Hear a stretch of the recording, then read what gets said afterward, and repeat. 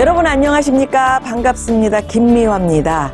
포럼 진실과정의 민족문제연구소 민주사회를 위한 변호사 모임 한겨레 21, 한겨레 TV가 함께했습니다. 애초 이 프로그램을 기획했을 때 저희가 생각한 것은 이런 것이었습니다.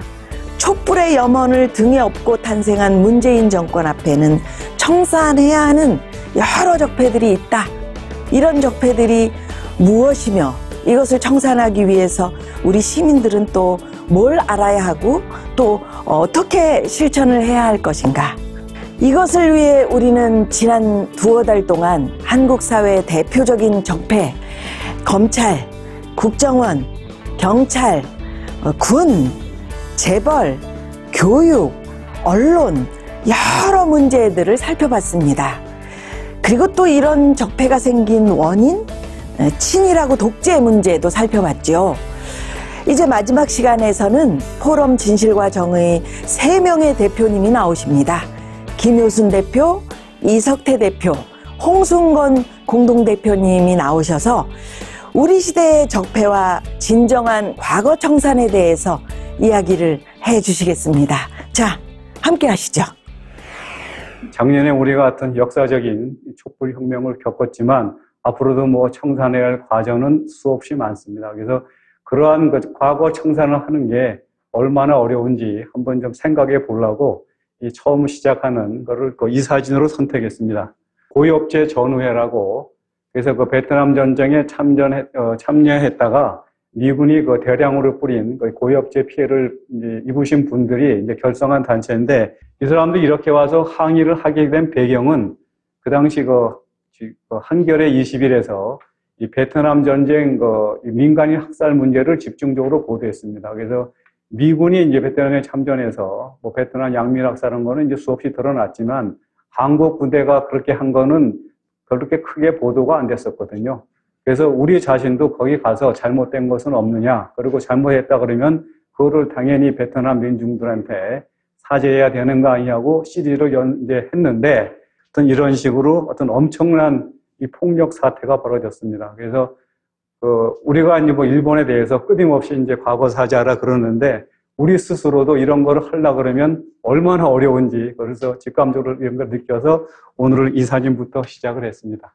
그래서 우선 이석태 변호사님부터 어떻게 해서 좀 이런 과거 사청 이런 데 좀 관심을 가졌고 어떤 일을 해오셨는지 한번 좀 간단히 한번 좀 말씀해 주시겠습니까? 6월 항쟁 후에 여러 가지 사회단체가 많이 만들어졌죠. 그게, 이제 6월 항쟁으로서, 전두환 정권은 물러나게 됐지만, 그게 일종의 미완의 혁명 비슷하게 돼서, 그래서, 그걸 잘하기 위해서는 여러 분야에서 계속 6월 항쟁 정신을 이어가야 되는데, 변호사들한테도 그것이 필요하다 생각을 해서 저희가 88년도에 민주사회를 위한 변호사 모임이라는 단체를 만들었습니다. 그럼 민변활동의 주된 게 국가보안법 개폐 문제라든가 또는 소수자 문제라든가 여러 가지가 많이 있죠.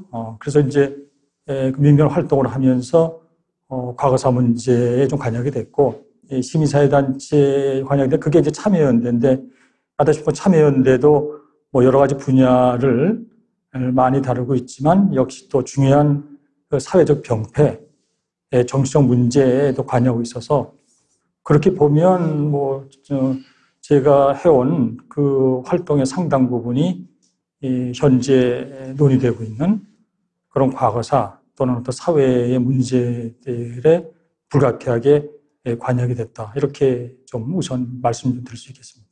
변호사님이 관여하신 사건 중에 큰 것 중에 소위 강기훈 사건이라고 있잖아요. 네. 그래서 지금 저 화면에 지금 강기훈 사건 사진이 나오고 있는데 관련해서 한번 좀 그 사건 한번 좀 얘기해 주시죠. 예.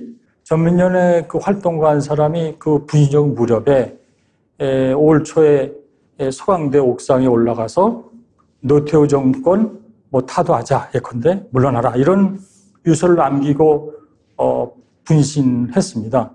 검찰은 그 분신에 배후가 있다. 그렇지 않고 어떻게 이렇게 다수의 사람들이 여기저기서 자기의 생명을 놓느냐 이런 이제 분위기로 몰고 가면서 그 유서를 김기설 본인이 쓴 게 아니고 그 김기설 씨가 있던 그 전민련의 동료 활동가인 그 강기훈이 그 유서를 대표해줬다. 그 동료의 죽음을 말리진 못할 망정 유서를 대줘서 죽게 했다. 이렇게 몰고 간 거죠.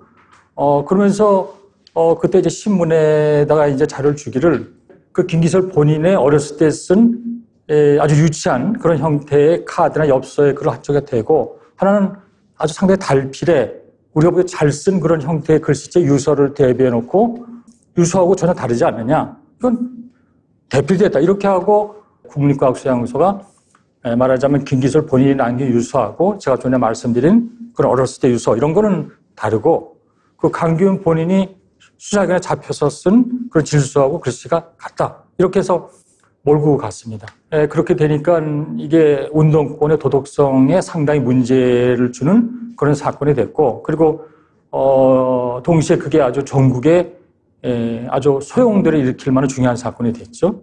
그래서 그 당시에 변호인의 한 사무소 참여를 했었는데 뭐 다 아시다시피 유죄가 됐죠. 1, 2, 3심. 그러다가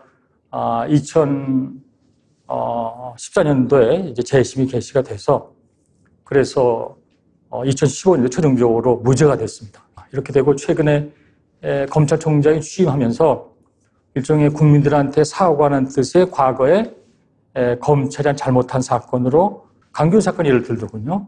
그래서 뭐 약간의 그 강기훈 본인 위로를 받을지 모르겠는데 어쨌든 그렇게 되고 현재 국가와 그 당시 검찰과 국가수의 유수대필 사건에서 감정을 했던 그런 그 당시에 감정을 상대로 하는 민사소송이 지금 진행 중입니다. 독일의 홀로코스트,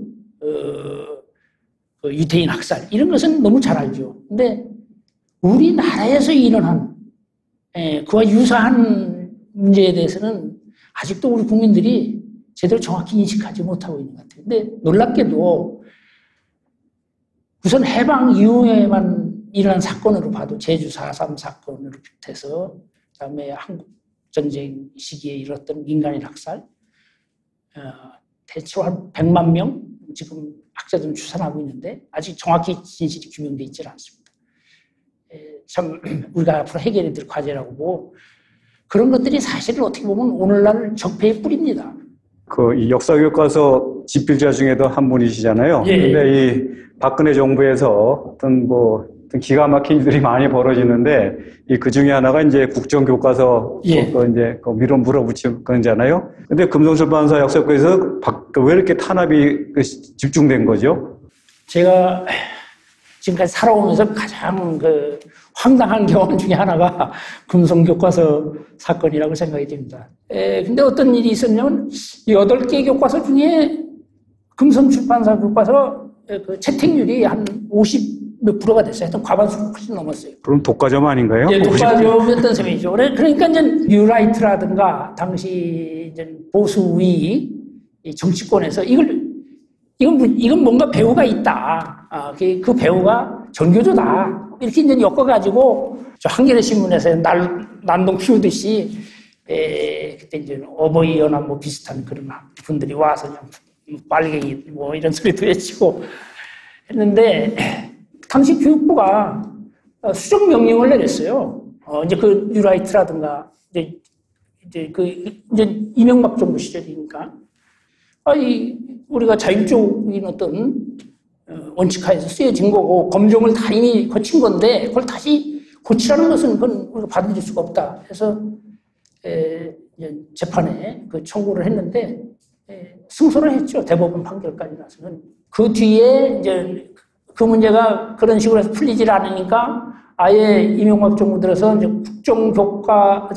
한국 근현대사를 없애버렸죠. 첫 번째.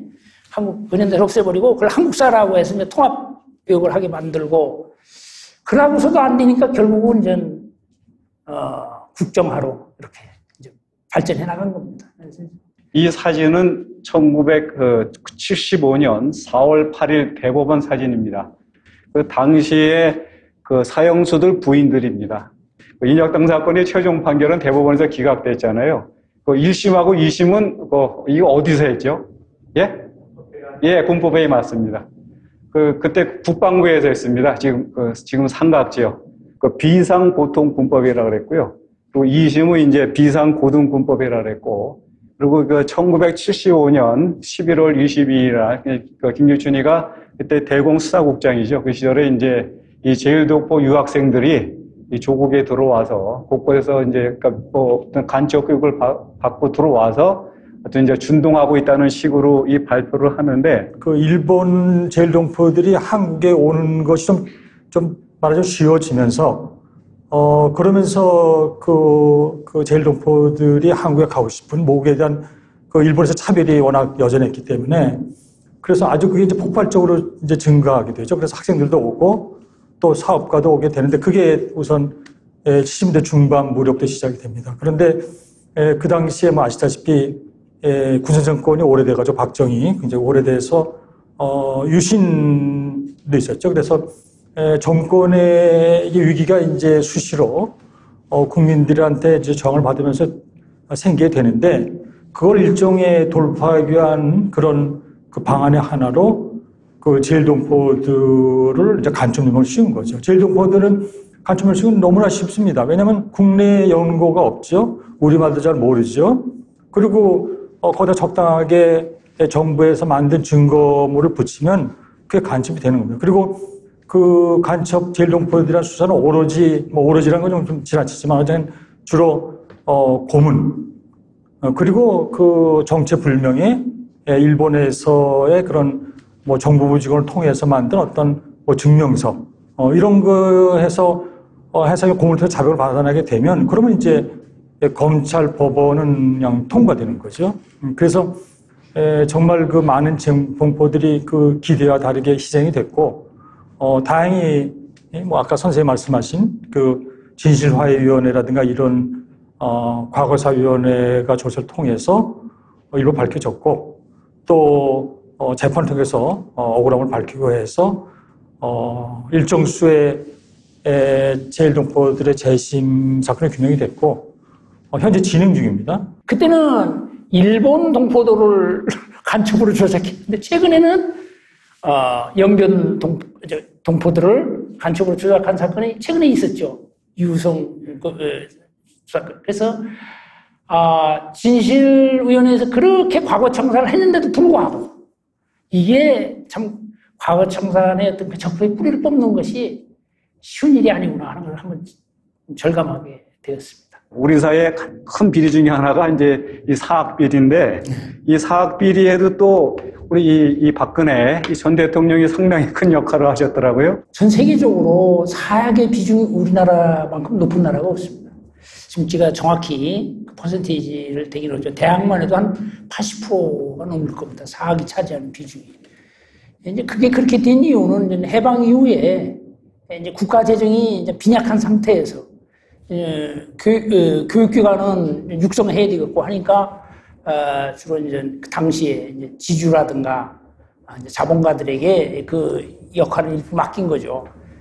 농지개혁 때 그들이 이제 그 대학 또는 사립학교 설립에 참여하게 함으로써 이제 토지를 이제 공유하게 하고 그래서 이제 어떤 면에서 보면 그때 일부 사학재단들은 재산의 어떤 도피처로 이제 이용한 측면도 있습니다. 어쨌든 그 뿌리가 지금까지 계속되고 있는 겁니다. 그러다 보니까 우리나라의 큰 문제점이 뭐냐면은 교육의 공공성이 제대로 지금까지는 확보가 되어 있질 않아요.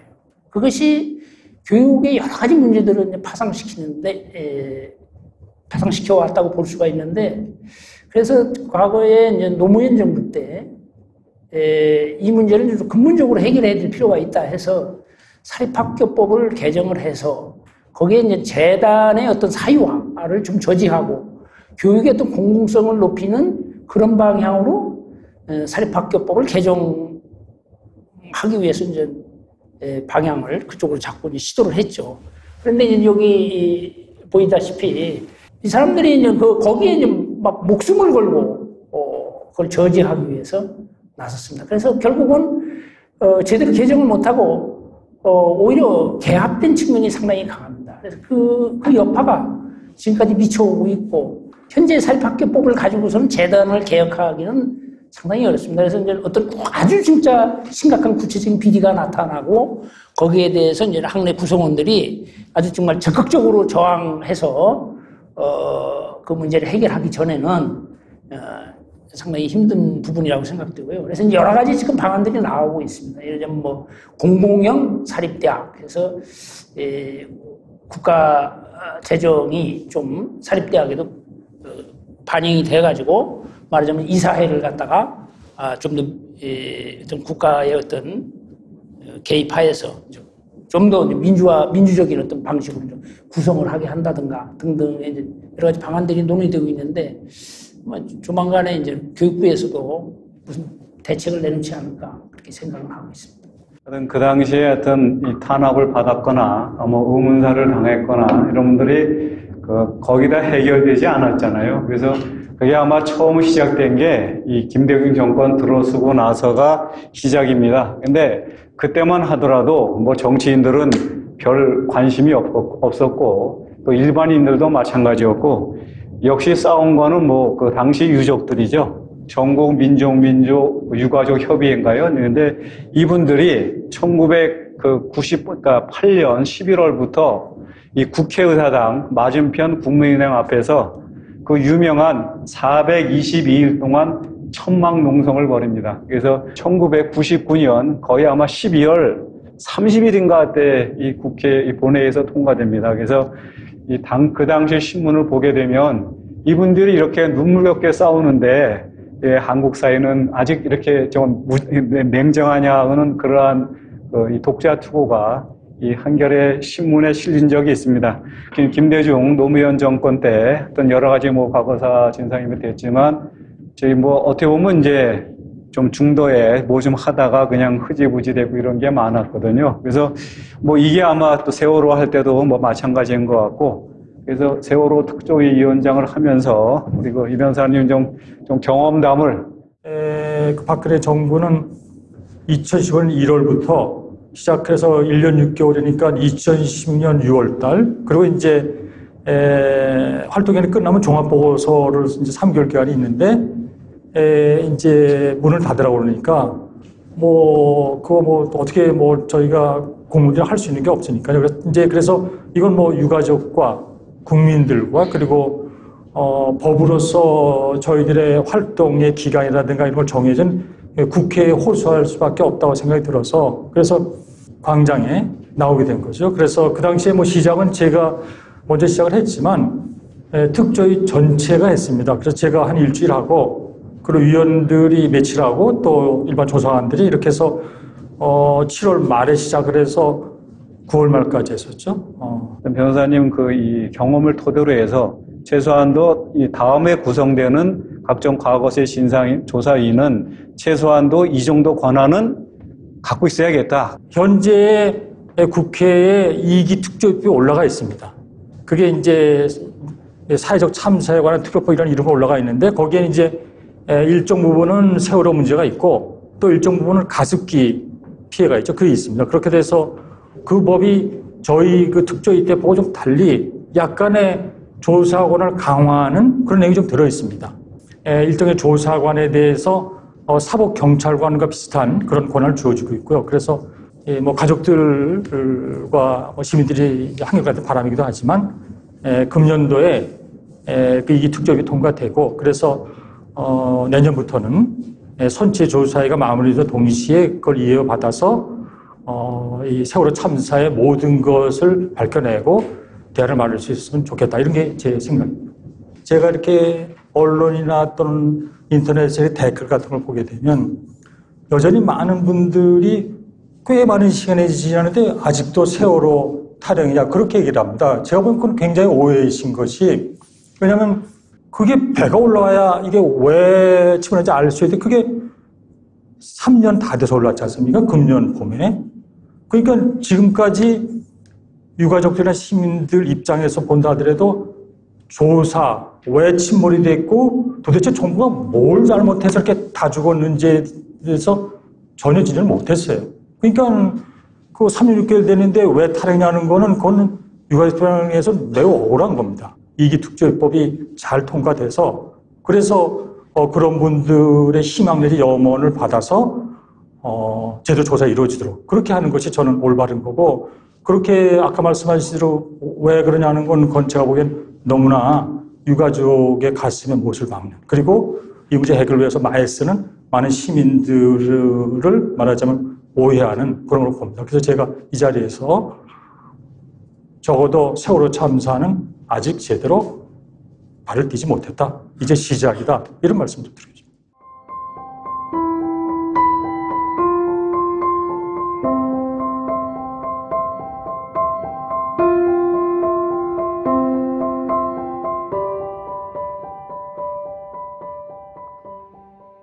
홍 교수님 진아이 일기 진아이 비상임으로 관여까지 하셨는데 어떤 2기 진아이 출범과 관련해서 좀 말씀하시겠습니다. 그 어려움을 겪었던 중요한 이유 가운데는 무슨 어떤 법적인 권한 문제도 있지만, 사실은 그 조사 활동에 협조해야 될 정부가 오히려 좀 방해를 하고 그 조사에 소극적인 어떤 태도를 가졌다는 것이거든요. 노무현 정부 때 진실화해위원회의 경우에도 사실 제대로 많은 조사를 하지 못한 것들이 많습니다. 여전히 과제가 많고, 그래서 지금 제2기 진실화해위원회에 관련된 이제 법안 개정이 지금 국회에 올라가 있는데, 예를 들면은 이제 무슨 한국전쟁 당시에 민간인 학살 문제를 다루려면 국방부하고의 협조가 제일 중요한 거거든요. 그 당시에 그 관련 사건에 대한 자료 같은 것들이 제시가 돼야 되고, 또 경찰도 관여했으니까 했는데 전혀 협조적이질 않아요. 그러니까 적폐청산에 어떻게 보면 자기들이 대상이 되는 사람들이 거기 협조적이라는 건 기대하기 힘든 거죠. 그게 아마 과거 적폐청산의 가장 큰 걸림돌이라고 저는 생각을 합니다.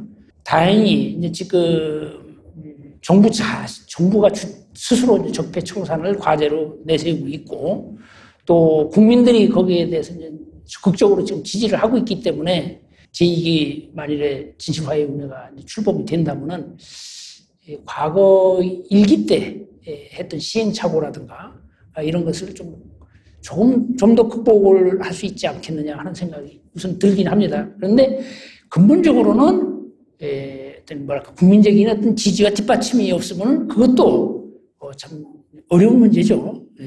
1989년 얘기입니다. 여기 아마 많은 분들이 기억하실 텐데요.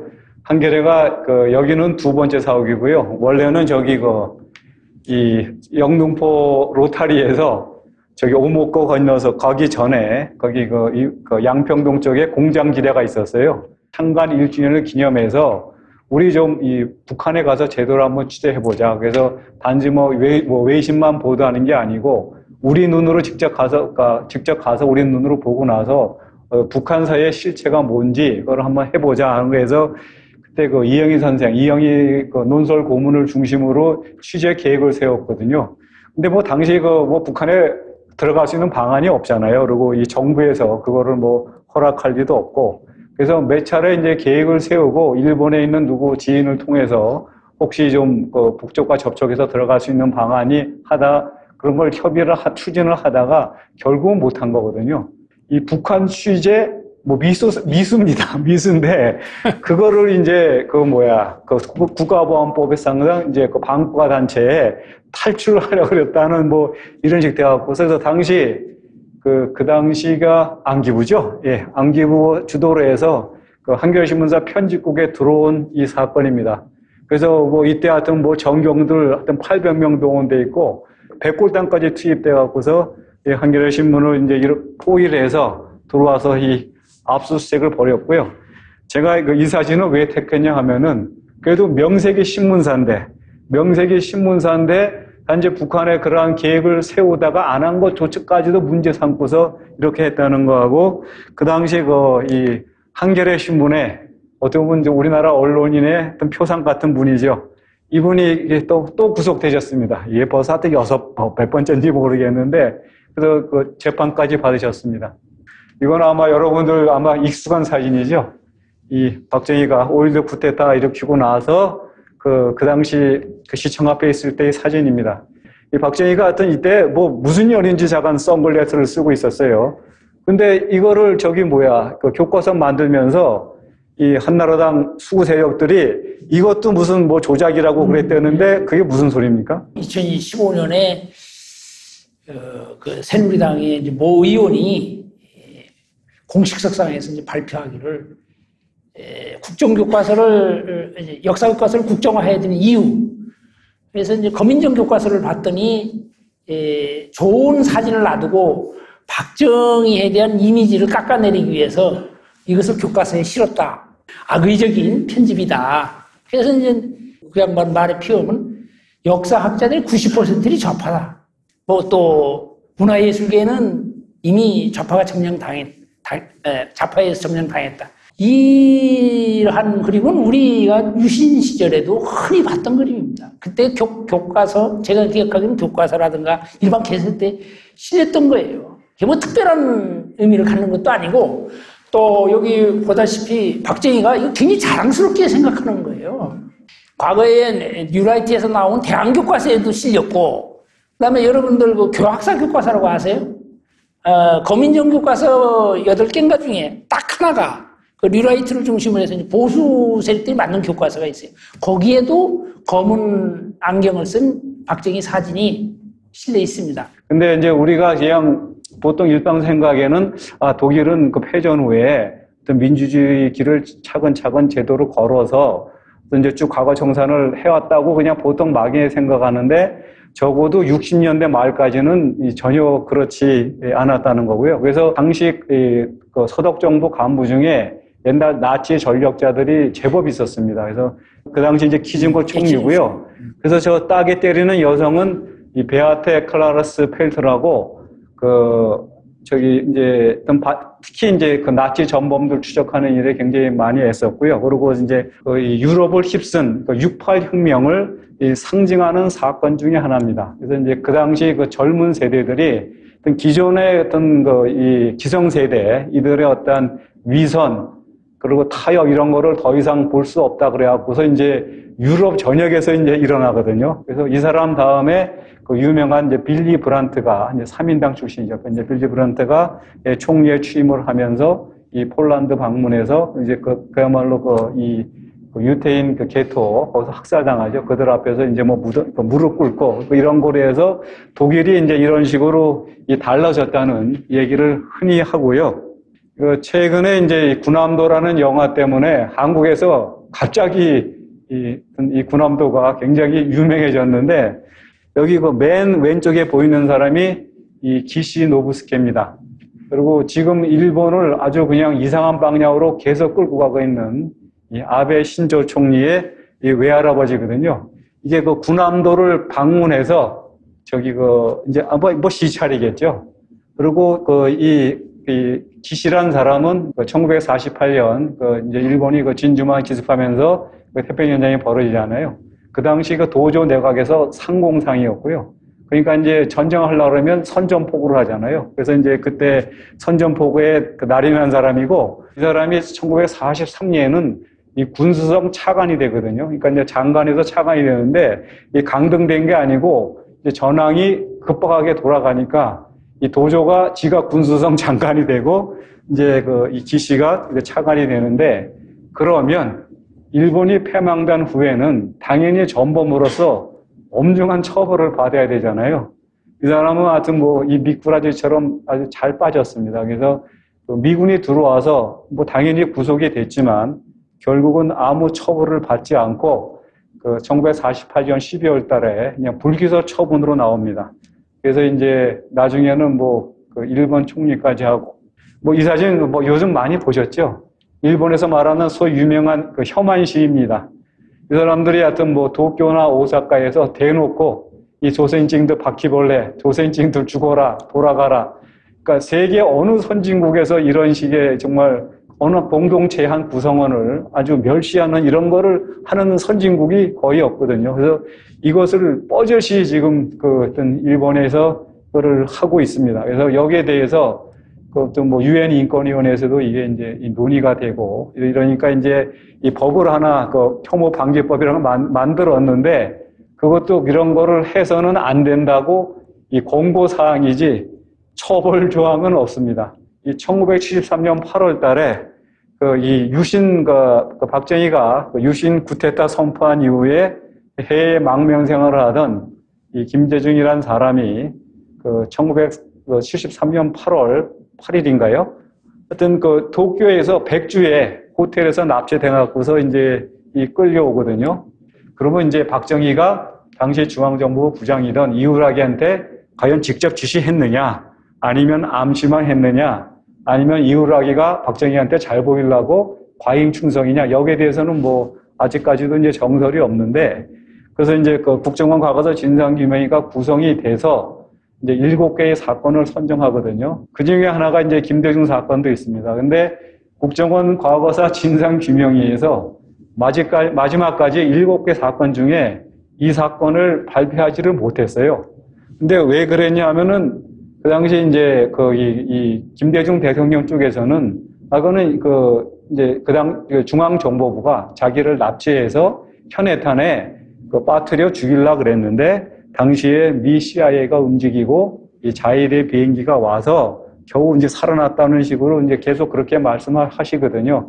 근데 이 국정원 자기도 진상규명위에서는 이렇게 실제로 쭉 조사해 보니까 아마 초기 기획 단계에서는 그랬을지는 모르나 나중에 보니까 그거는 뭐 도저히 무리여서 그거는 이제 중도에 완전 포기했다 이렇게 했어요. 그랬더니 아마 동교동 쪽에서 이제 워낙 좀 그런 식으로 하려면 도대체 당신들이 여태까지 조사를 뭐 했느냐, 그러려면 차라리 발표하지 말라고 상당히 좀 노골적으로 불만을 토로했고요.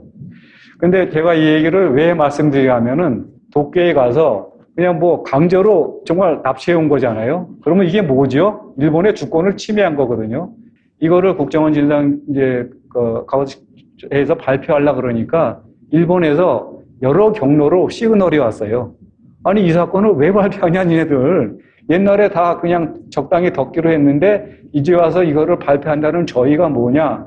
그러면서 이거를 막았어요. 그중에 이제 제가 거기 후르노 요시마사라고 1973년 8월 김대중 납치 사건 당시 이 마인지 신문에 여기 서울 특파원입니다. 그래서 이 사람이 이제 자기가 본사에서 연락을 급히 받고서 현장에 자기가 제일 먼저 도착했대요. 아마 한국 기자보다도 먼저 이제 동교동에 갔다 그러는데, 그래서 이 사람이 그 후로도 계속 이 사건을 추적을 합니다. 그 당시 일본에서, 그러니까 이제 도쿄에서 움직이는 중앙정보부 요원들하고 협조하는 이 자위대 정보 요원들이 있었거든요. 그래서 이제 이 도쿄에 주재하는 중앙정보부 요원들이 너무 나서면 일본의 공안기관에 다 탐지가 되니까 이 자위대 정보 요원들한테 부탁을 합니다. 그래서 이 사람들이 이제 저건 김대중 씨가 어디에 있는지 소재를 확인해야지 납치할 수 있는 거 아닙니까? 그래서 이제 그런 밑거래를 하다가 이 자위대 정보 요원들이 자기들도 문제가 될 것 같으니까 이제 그 자위대에서 퇴역을 하고 따로 흥신소를 차립니다.